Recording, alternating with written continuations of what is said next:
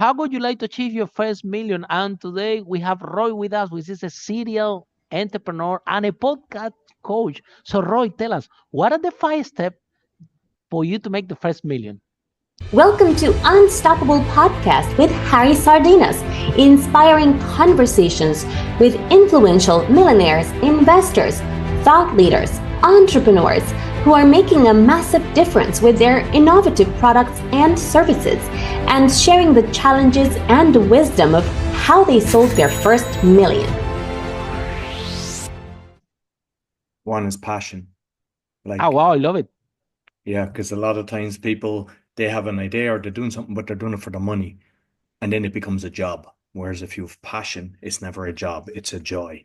So I would always say passion is the first step. The first step. Se- So then the first one. What would be the second one then? Knowledge. So for me, I've had a load of businesses over 20 plus, and no matter what I'm getting into, I read, I learn, I listen, I watch podcasts, I sit down with people. Sometimes people think they know everything. You don't know everything. Learn from the best. Don't be trying to reinvent the wheel. Don't be making the mistakes that were previously done. So knowledge is the next one that I would say. Wow, brilliant.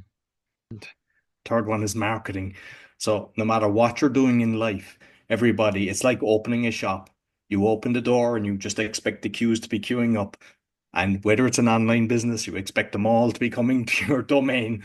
That's not how it happens. And you have to market, market, market. So even when you're doing all your knowledge and buying your books, learn about copywriting, learn about marketing, study from the best. Dan Kennedy, Frank Kearns, there's a load of people out there. And you have to keep marketing. They're And brilliant. it keeps moving. So you need to keep learning. I meet them personally, both of them. Yeah. Yeah. Next one, the fourth one is tax optimization, because a lot of times people, they think it won't work, and if it fails, it doesn't matter. But the thing is, don't be looking at how to not pay tax when you're making a load of money. Look at it from the very start. How do I pay legally as little as possible? And with solicitors and like accountants and everything, sometimes you think they've got your back and everything. You also have to, you're in control. It's your business. Nobody's going to watch your dollars more than yourself. So tax optimization would be my 100%. fourth one. Wow. Very powerful. And the last one. The last one is legal. Because when you're in business, I've had over 100 court cases. When you're in business, and if you're doing okay, everybody wants to take money out of your pocket. And you think a solicitor has your back as well. Most of the cases that I've won, I've learned myself. And through the Wow. knowledge that I've done, I started learning sovereignty, common law, some people say UCC, that I realized the power that I've got. So make sure you understand it and not to be delegating that to some solicitor who's all he's trying to do is give you billable hours and make his pocket get bigger and yours less. I couldn't agree more. 100%. At the end of the day, you are responsible. Yeah. And I think that entrepreneurs, so that, the first time I had to look, you see the accounts, this is look like Chinese to me. And I didn't like it. But you know what? I had to learn it. Whether you like it or no, you have to learn it. I don't even know if you like law or no. But you know what? You have to learn it a little bit, because at the end of the day, you're responsible. And at the end of the day, nobody will look after your dollars better than you. You're 100% right. And sometimes, yeah, you hire people and then they just pay them by the hour, and they bill you hours, but they're not looking after your, but not because they're a bad person or anything. It's just that maybe they have a lot of clients, or maybe they don't understand your business so well to give you advice. But Roy, one of the points I want to stretch is this one that you make about marketing, because there are could be a misconception that entrepreneurs are that they create a product, they're very product centric, and they think that you have a product, and because my product is good, everybody will come and buy it. And again, you talk about marketing and sales, they said, I don't like it, I don't want to learn this, my product is good. So in reality, why do you think that people doesn't take sales and marketing so seriously? Whether without this, I think you have nothing. What do you think is the problem? I think sometimes it's like, for example, I didn't like public speaking, and I know you've done a lot of public speaking, but I told myself a story until I realized I need to become good at it. And then I got very good at it. I started entering competitions, winning 5 countries and things like that. But I told Wow. myself a story. So a lot of times people are telling the story. I'm not good at marketing or I'm not good at sales. And I guarantee it, there are so many companies, they will be happy to take your dollars. But if you ask them to work on a commission basis, there's very few will actually do it. They'll take your Absolutely. dollars and they'll blame all the system and they'll say, okay, we'll put X amount towards the Google ads or Facebook ads and everything. And And it didn't work. most of the time they haven't. I have had so many clients that I work with that they have spent fortunes and they nearly went bust because of companies that are telling them that they can do this. And maybe you can find a good company, but once you understand it, because maybe it's a time constraint, or you can hire somebody that will do it once they're doing it for you. Once you But don't, understand what you understand what you do, what is happening. Because if you don't understand what is happening, you're 100% right, Roy. You cannot instruct them what you want.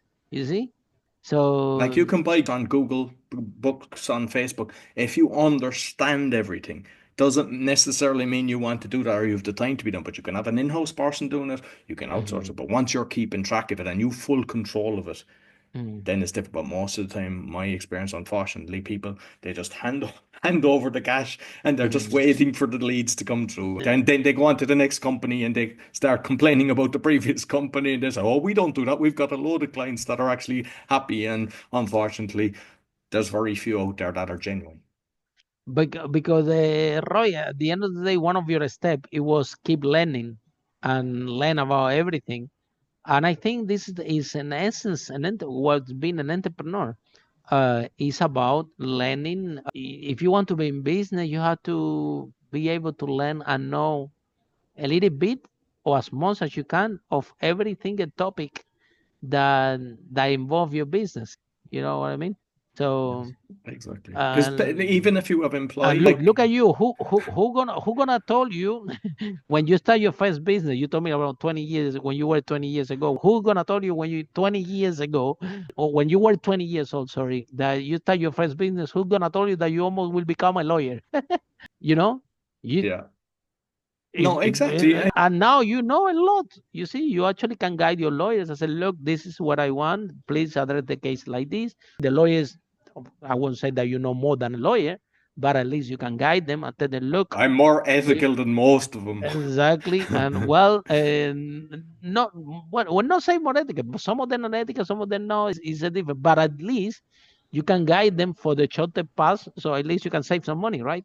And like, a lot of times people don't notice, but a lot of times if you have a case, the solicitors are talking to each other and they've already agreed what, but they're just doing the billable hours and they're doing all the letters back and forth. They know exactly the outcome.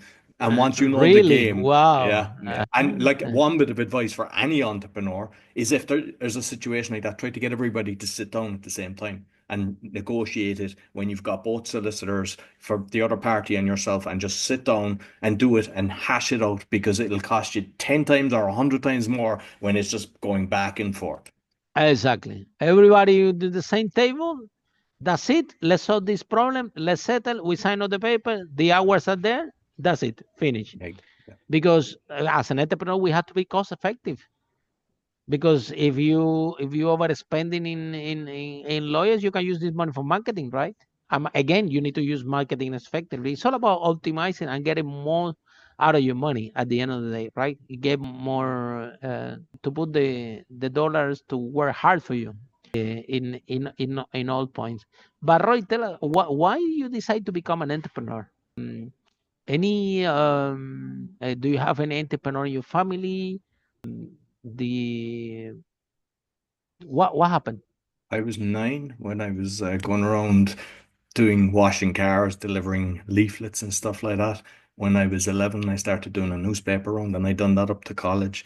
When I was 14, with the money from the newspapers, I bought a lawnmower. I was going around cutting grass, and then I was doing motorbikes, buying and selling motorbikes at 18. But my dad worked in a cinema. He was the chief projectionist, but he had a kind of side where he was a photographer. So he used to do weddings and my mom used to put the album together. So there was a bit of entrepreneurial in the family, but I was always kind of like, I've had a load of different companies, so they're shocked at the different things that I get involved in. But I think it was just in my blood. And when I studied construction economics and management, and then I started working for a company, the mechanical contractor in Ireland, one of the biggest. And I did that for about 13 years. But even during that time, I set up a company as well doing website design. Wow. And after that, when I moved upon, I've never worked for anybody else. That's 18 years ago. I never worked for anybody again. And even talking to all the people that are working for corporations that I know, friends, most of them are miserable. And even if, that's one kind of, I suppose, advantage of being an entrepreneur. Don't think you're going to be working less hours. You're probably working more because at the start you're putting on so many hats. But as I At mentioned, the least you're first working point, for you, right? exactly. Like to be honest with you, like You're gonna work hard what anyway. We better to work it for you, right? absolutely. And there's a lot of advantages. So, for example, one very good advantage that I had about, I don't know, it was 8 or 9 years ago, my grandmother was dying, and I was able to take a month off and go and spend it by her bed. If you were working for somebody, they wouldn't allow you Wow. to do that. So there's times, and even if you want to go, hey, let's go on a holiday tomorrow, most people have to get permission. You need a month's notice and all this. And if you work setting up your business online, you can still be doing stuff on the beach and just take a few hours just to be checking things. So you can do that when you're working for yourself. There's a lot of advantages to it. I think that the biggest advantage is, Roy, is that you can live your life on your terms. And I think this is priceless. So you live wherever you want to live, wherever you want to travel. Most important, something that you shared is very powerful. Uh, you can help and support your loved ones. Uh, I have a story like, when my dad, this is one of the main reasons when I become an entrepreneur is when my dad got cancer and he was in Spain and I'm working in London, was working in London as a bartender. They were paying me 5.75 per hour. It was not even £6. But then I'm telling you, when I arrived to London a long time ago, and then I'm working in this pub. The name was Britannia Euston Station. And then my dad got cancer in Spain. And then I cannot afford to go and see him. I can not even take a plane. And you see, my brother need to take all his savings to save my dad's life. That's what actually happened. And I was so upset about this that this is one the main reason when I said, you know what, this is not working for me anymore, and I'm gonna start my own business. So I read the book of Roy Kiyosaki, put that, and I said, well, doing property, it seems a good vehicle. And then there I was. I asked £3,000 to the NatWest Bank, and then I read my first property, and then this company actually managed to sell over 5 million. But out of an incident like this is when I make the decision. So Roy, in times, if you're talking about corporate, same thing. There are a lot of people miserable in corporate, okay, with a lot of um, capabilities, with a lot of expertise. Yet, until something drastic happen, until they don't fire them and they cannot find another job or anything, they don't make that choice. So why do you think that? For me, I was kind of lucky. Sometimes the worst day of your life become the best day of your life. So this whole process that my dad was cancer and I was sick and everything, then I was upset and everything, changed my whole life forever. And again, same like you, I haven't worked for anybody in the last 17, 18 years, I think. So change that dynamic. So why something drastic need to happen to people out there to become an entrepreneur, and why to you nothing drastic happened? You just, since you're very young, you said, you see, I'm going for it. I think it's the comfort in life. What happens with a lot of people is they know that they can cover their rent and put food on their table, and walking away from that because putting a gamble on yourself. So if you're in that situation where you're actually an employee, I wouldn't encourage everybody to walk away, because you can do it on the side. You can start building something on the side, and then you can say, Yeah, my okay, I first don't have to business be I built it coming. parallel from my job. Yeah. And then you can go, all right, I'm making 80%. If I walk away, I can put that time into the business full time, and then it's okay. So if you're going cold turkey, but I think that's the reason that most people, and usually what happens is they're laid off and they get compensation and they go, all right, what am I going to go to do now? And especially depending on the age of the person, then they start investing in themselves, and then they can use the skills that they've learned as they've worked in as an employee.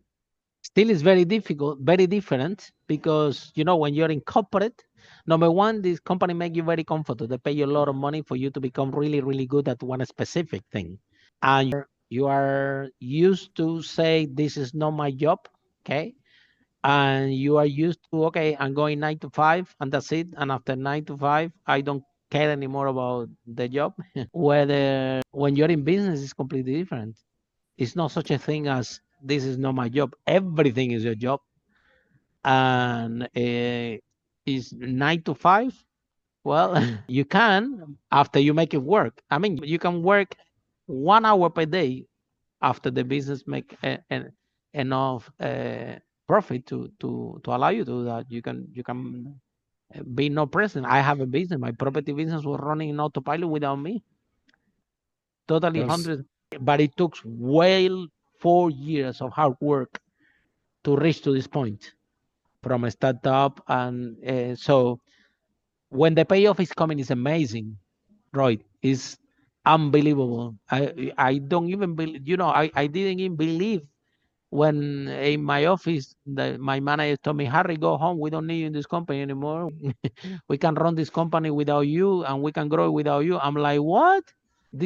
When they told me that day, I got a very strange feeling. I said, did I make myself obsolete in my own company? Did these people fire me without realizing that? Oh my God, I didn't even know how I put this off. It was like the impossible, right? And I was so happy. It was literally like this, doing nothing, and the whole catch is coming monthly, consistently. But Roy, to reach to this point, a lot of hard work, 4 years of building and growing and so on, took place until reach to this point, which is completely different of the dynamic of corporate job, right? Where you have your 9 to 5, you have your days off, but then all your life is like that, yeah. And then you have this 9 to 5. Then I don't need to worry about anymore whether the business, yeah, it runs in autopilot. Yet I have to have a call with my manager once a week for 1 hour, to my general manager, to describe me to tell me the news. Okay, we grow in this, we achieve this, we make this good deal. Okay, and do you need any help? Yes, no, that's it, right? So even that, because at the end of the day, you're responsible. So why do you think that? And the problem with that is when people enter late to the entrepreneur, or for the wrong reason, just because I go fired from my job, and now they give me a lot of money, and I'm gonna start my business. Sometimes, Roy, without developing the skills, this could be a disaster, because being an entrepreneur is like driving a car or swim. The more it's a skill base. The more you practice, the better you become. And so, what message do you have for people that they are suffering the corporate job, that they are uncomfortable, they're just dealing with it, but they're not living the life that they wanted to live? But again, what would be the perfect transition for them? Before I answer that, I want to just touch on something that's important, because I know a few people that have done this when they went out, because some people have high positions in a corporation and they assume that they're important, and they get a reality check that the calls don't get answered. People that they thought were their friends because they were their friends because they wanted business through the company. And that's a very important one. You think that there's people have your back, and because you've got a good relationship, you have a good relationship because they're greasing their palms to get in the door and get business from you in that company. So when you come out, you have to understand that.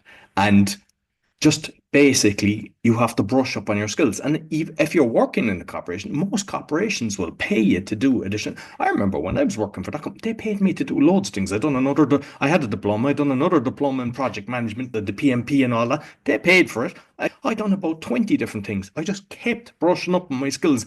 Did I do it for them? In one way, yes, because I was actually doing very well, making a lot of profit for them. But I But always also knew for you, yeah. when I leave, I'm that these Getting the skills are not skills. something that they can just pass to the next person that takes over from me. I have them skills. So that's why I kept investing myself. So that's what I would say. If you're working for someone and they're happy to pay, sometimes what they'll do is they'll pay half, and if you pass it, they pay the other half, which is fair enough as well, because sometimes people, they just don't even pay it in. They just think, oh, I'll just do this course and it'll be great. And they don't really care. They don't put in the effort. So if they're paying half and then when you pass it or whatever, but invest in yourself and if they'll cover that.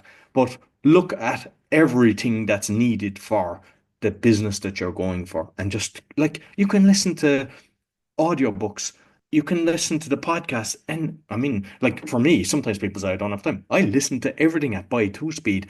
Some Wow. audio, sometimes the book, I can actually understand up to 3.5 times with some people on Spotify. If it's a video, the max they'll allow you is two. In YouTube, the max is two. BitChute goes from 2 to 4. I wish they would allow you to go 2.5, because once you go up, and it's strange when you're actually listening to something that say 3 times and then you go back to 1, it sounds like they're talking so slow.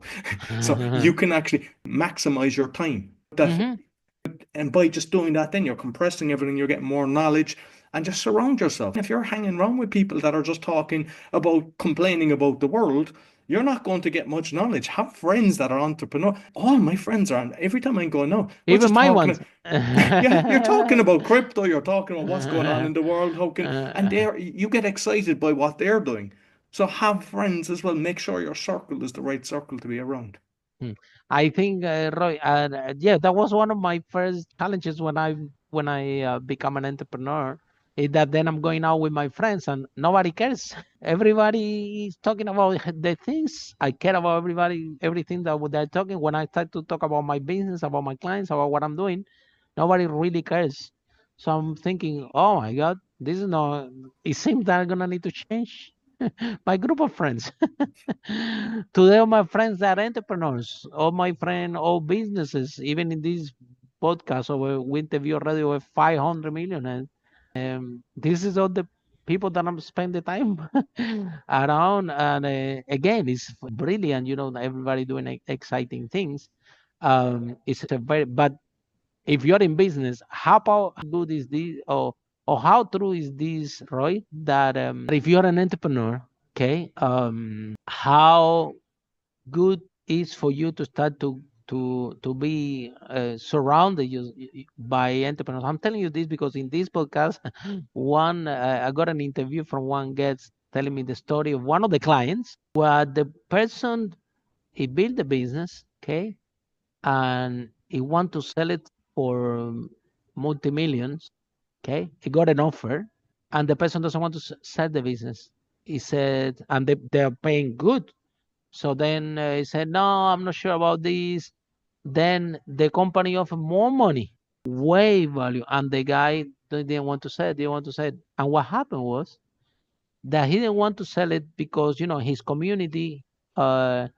They were all like normal people. He's part of his community. Everybody works, working class, and he didn't want to see himself like the millionaire that in this environment because he was thinking that he's gonna lose all his friends, and he was stopping the process again and again and again of people purchasing the company because he didn't want to we go out of this because in his view, in his word, the only word that is available for him is the environment that he grew up, and he didn't want to trade this for any money on the world. So it's really strange, but it happens, right? That sometimes because of your surroundings, you can have, like this time decision when I was saying, look, take the money, you can give it charity 90%, whatever, you can be in that community, or you can start to do what you just described. Uh, Wider your people that you surround and find, if you all of a sudden you become an entrepreneur and now you have an exit and you become a multimillionaire, well, you can keep these friends of the community, but now, well, you need new friends. You need more friends that have exit in business, that is doing interesting things. Because the guy was also thinking, what am I gonna do if I close my business? I don't know what to work on. I'm gonna have all this money. These people in my neighborhood gonna hate me. You know what? I'm not selling the business. So you know how it is. It's risk involved about this because The company's business is buying it because they have the potential capability to keep growing. Something might happen in the market, and all of a sudden you go to zero, and now you will stay in this community forever. So, Roy, what do you think about? So, how important is to surround yourself with the people that at least have achieved the goals that you want to achieve? It's very important. And based on what you just said, if people look back on the companies that they've been working in, you might connect with everybody, but how many people do you keep in contact with once you go on to the next job and the next job? It's kind of an association with the company. I mean, you stay in contact with some that you can build good friendships. So people that make a decision, like you've just discussed, you never do that. Like, and even if there's a business partner and one wants to sell and the other doesn't, do like a Texas auction where you put the price on the table and you either buy me Mm-hmm. with the price I've offered or I buy you out because I'm only going to put a fair price on the table then. Because if I put a measly sum, you go, Grant, I'll buy you out for that. And Mm-hmm. if I put a decent sum, so I think with that, regarding surrounding yourself with people, like I know a lot of people will say, ah, but I don't have people like that, which can happen, right? You can grow up and, they're all employees and they just, like it's watching Coronation Street or EastEnders or one of these kind of things that their topic of conversation, watch the match, what's happening in the match and just complaining. Go to BNI meetings, business networking group. You start meeting entrepreneurs, go to Mm-hmm. Chamber of Commerce. Just Mm-hmm. even Toastmasters, you go to Toastmasters, practice your speaking skills, but you will meet a few entrepreneurs there. You Mm-hmm. just Mm-hmm. keep going to different events, even like, whatever event is there, franchise event, go and you start connecting with people, and then you start liking somebody, and then once you're sharing as well, especially in the BNI is a great model. Like it's like because Mm-hmm. you're doing the real estate, say I'm an insurance guy, we're helping each other, but at the same time building relationship. And Absolutely. and I BNI in Ireland and what I encourage people to do, not all of them do it, is go to each other's offices because a lot of the times you have your referral sheet and everything. I used to encourage, I'd go to your office once, then you'd come to me and we do that with the whole thing. And it's a different level because then I totally understand. Absolutely. And like if Yeah. I go And into you your know the office, environment and you know where they are. yeah. And Because there's another side with that. If I went in to somebody and I just see that they don't treat their receptionist exactly, well, I exactly. don't want to be You giving him cannot business. refer. Yeah, Exactly. no, you go, this guy has a bad attitude and everything, but there's other times you just see people, they look after everybody and it's just a beautiful environment. And you go, I like what this guy is doing, and you want to support that. And so, no matter what you think your contacts are, all you have to do is that, like, you can buy books on even the guy that founded it. He's created a book on it. There's loads of people will tell you what to do, and all you have to do is go out and do it. Everything is simple. It's not a case of this is difficult. It's just a case of actually making a decision. You do Mm-hmm. it or you don't. Everything is easy. And if you want to be successful, do it. And like in the household is another thing. Like it doesn't necessarily mean that you have to have an entrepreneur partner, and if you don't, it's okay. And sometimes it's good to have escapism as well, that you're not just talking about work all the time. So sometimes people think they have to be in a relationship with an entrepreneur as well. So that's, you just have to look what works for you. Mm-hmm. Yeah. And then, Roy, with the most important, one of the things I want to is just what you just covered about the relationships and to go out and network because you said something really powerful. Everything is easy, and that is this type of mindset is what the entrepreneurs listening this broadcast to get to the success really fast. The thing is like let's think how nature works. Yeah, you don't see the other day and I came to this podcast and asked me, Harry, what a way to reach from point A to point B, and I said the straight line, and he said, no, Harry, it's the path with less resistance. Think about the river. So everything is easy, meaning you we have to be able to identify the path of less resistance in order to achieve our goals, and everything will become easy. Yeah, because think about nature, Roy. Yeah, you don't see the river try to fight and work hard to break the stone in the middle. So the river goes around, find an easy path, and continue the journey. Right? And sometimes in business, what we see is the entrepreneurs is fighting with that rock again and again and again. And then you hear the people say, well, don't give up. Okay, you don't give up, but you have some time. Don't give up, but change your approach. Because how many times have you seen a fly goes through a glass window? Yeah. It's not gonna give up, but it's not going through. This I can guarantee you. So the don't give up come with a caveat. Okay, don't give up, keep trying. But if you're trying and it's not working, you have to change your approach and you have to find the path with less resistance, and everything becomes easy. But people think, Roy, that building a business is hard. People think that making a million is hard. People think that do a podcast is hard. People think that when I won a couple of competitions in Toastmasters as a speaker, people think that become a champion in Toastmasters is also hard. So what message do you have for people that think that everything, all the goals they want to achieve are hard? It's hard if you put that on it. If you your belief system, it's exactly what you've put out there. You're already And if creating it. You're already putting it on the space, right? yeah. And like even say with business, you're going to have curveballs. It's like no matter how you think everything is lining up, you get Yeah. curveball. Oh, It's tell how me you about it. react. Oh my God, tell me about it. You see, this COVID thing, time to time, you something going well, is picking up, and then COVID come, and you're like, what? What is? We have our event company. We're doing events all over the world in different countries, Dubai, Singapore, all live event present with people trying, flying all over, and then this COVID thing comes, and I was doing a speaking tour in Peru. Yeah. We actually went there to do conference. Over 10,000 people waiting for us in different cities of Peru. And we did the first conference, the second one, and then the third one. They said, guys, you know what? You have two choices. You're going to be in a hotel here in Lima, or we're going to rent a house in the outskirts of Lima. And we're going to bring all the speakers for the conference there. And we're going to put all of you in one house because we cannot do conference anymore and we cannot fly out. I'm like, what? I got to stock 111 days in Peru. Don't get me wrong, but in Peru, and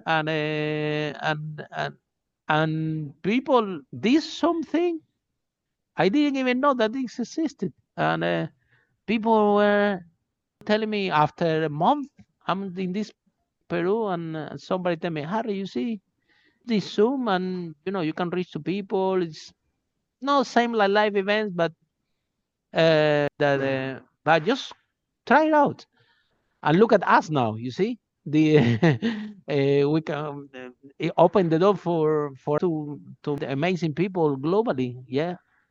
So but at the moment it feels so like we were doing conference live, in the stages from thousands of people all over different countries, and all of the sudden something happened and you have to again 360. And this happened in business.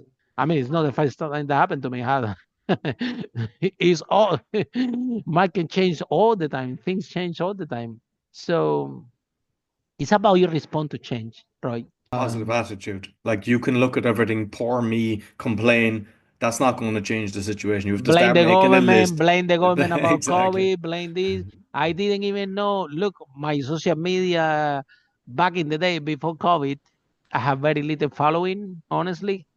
I didn't even care. We were doing these talks. We are from a lot of people anyway. So what's the point of the social media? What's the point of having a podcast? No way. You see, I'm already in front of the audience. Who cares about this? Oh boy, did I get it wrong? So now we have over 250,000 followers in across all our social media doing this podcast, and a new horizon open for me that I didn't even thought that was possible. And all because this incident happened. Okay, do you have to repurpose this? Do you have to think positive? Did I start to blame the government or blame the whatever for what happened?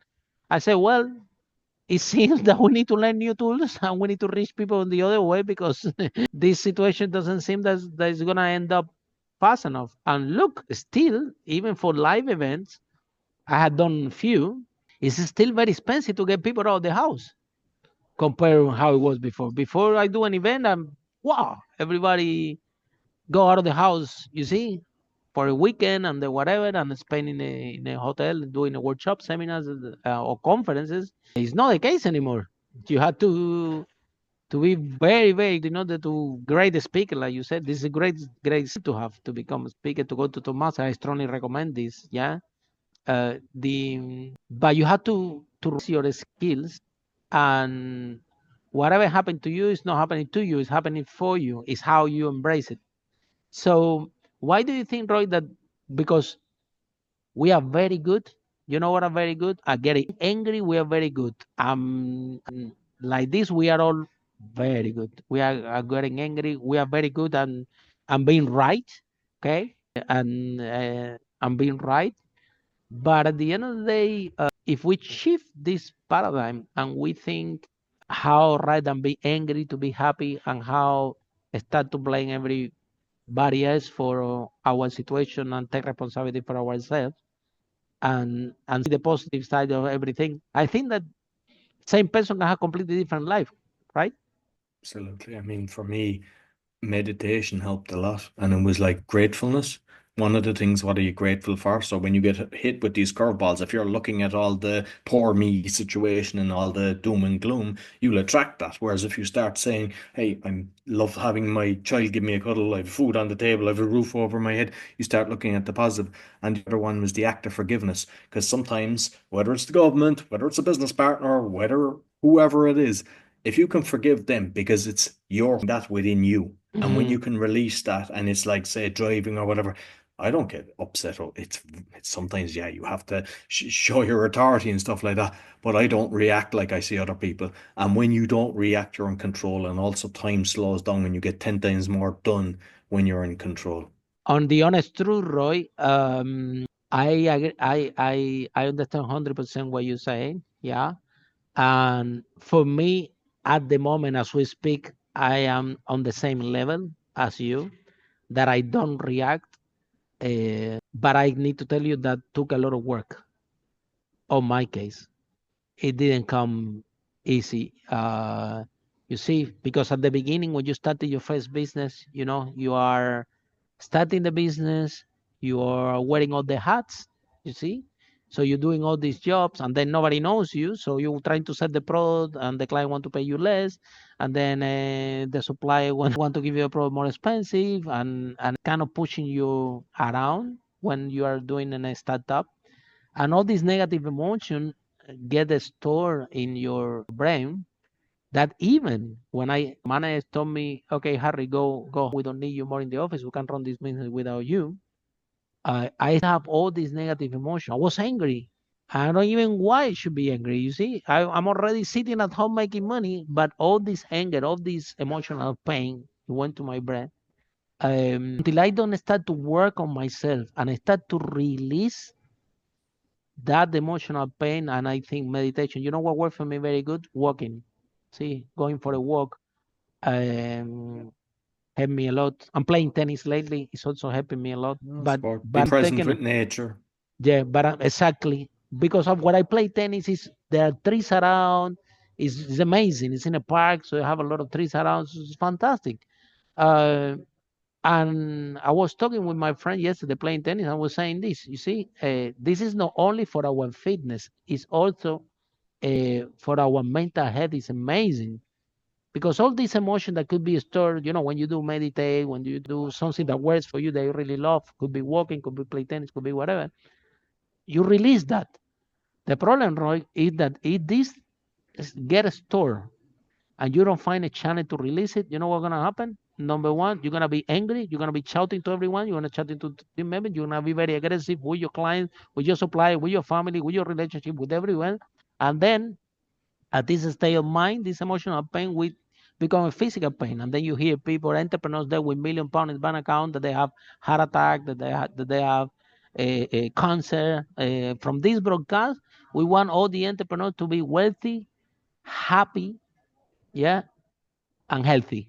But for that, it's very important that they take on board what you just shared, which is work on yourself, meditate, let the negative emotion go. So, Roy, in your journey as an entrepreneur, with for the look at you, you have a lot of 100 court cases. You see how much stress can give to a human being. So, how you find out that you have to find ways to deal with, release these negative emotions so you can operate at the multiple or the optimal as an entrepreneur. How you realize this? What said? Okay, I have to deal with my mental health. I have to deal with my psychology. I'm responsible for that, for this, because sometimes people don't understand the type of, we as an entrepreneur, we need to handle with more pressure than the rest of the world out there.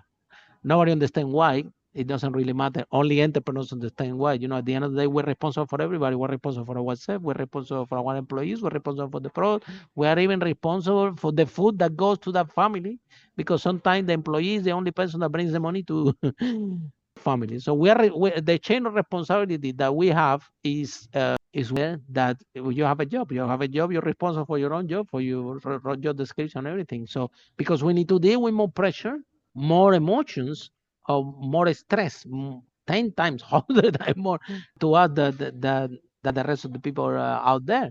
So when you realize that you have to deal with this and you have to be responsible to manage it, I think that the stress never go. I mean, the stress, no, doesn't call it stress. I mean, if you're running a business, so things are happening and you have to deal with it. Yeah. And the same time, you have to be able to let go, to forgive, back to basics, because you can operate at the optimum. So when you realize that, hey, this is not only about making money, if I don't take responsibility about this is gonna kill me. Well, for me, mine was a bit different because I had a load of properties. I kind of had a lot of businesses, and I was the president of a lot of companies. And I started putting more money when the crash happened. It kind of took a bit later coming across the pond. And what happened is I was like the small boy with a few investors. Some of them were worth 20 million and things like that. And we put syndicates together. I was building like 30 apartments. I'd, commercial on 2 acres and, 1,500 meter building. And I started putting money in when they were kind of getting in trouble. Where, Roy, in Scotland or?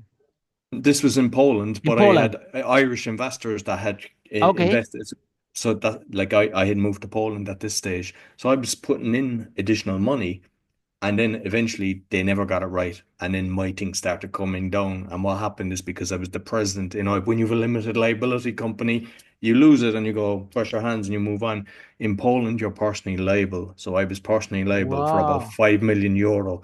And, and that's why I had a lot of pressure. Yeah. So I went through kind of fighting that, seen so much corruption with bailiffs bribing people in the room to buy themselves. They put up a screenshot pretending it was advertised properly, working. And that my mission was, that journey was to expose it and fight it. But through that, one was the meditation, but the other is, because whether it's a business person or government or whatever, there's times when it's so big, it's very hard to forgive, because it's always in you. You feel the pain. You're anchored. They're thinking of you. It's so difficult to let it go, especially when there's money from other people involved. Yeah. So you take it kind of personally to you. I have the secret. I know I can tell people exactly how to. You bring the person that you have the hatred for back to the child. We have unconditional love for a child. And then you understand it was external circumstances made them become the person that they were, corrupt, evil, whatever it is. Because one, you don't know, did they have alcoholic parents? Did they have abusive parents? Were their parents working so hard that they took the eye off the ball and they left him hanging around, or her hanging around with the wrong people? And when you do that, freedom comes, and it's not with them. It's no longer wake up or think about it and you sleep like a baby. And with that note, I want to thank you so much, Roy, for the podcast. Very briefly, if people want to know about more what you do, how can they find you? How this process work?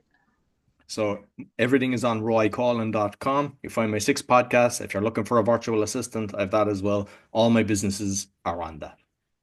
Thank you so much, Roy. And for all of you following this broadcast, Unstoppable 5-Step How to Make the First Million. See you in our next episode. How brave entrepreneurs like Roy break that wall and achieve the first million. Bye for now. Follow us for more interviews with world's most influential, audacious entrepreneurs that overcame challenges and adversity, providing you with the blueprint of how they sold their first million so you can grow your business exponentially.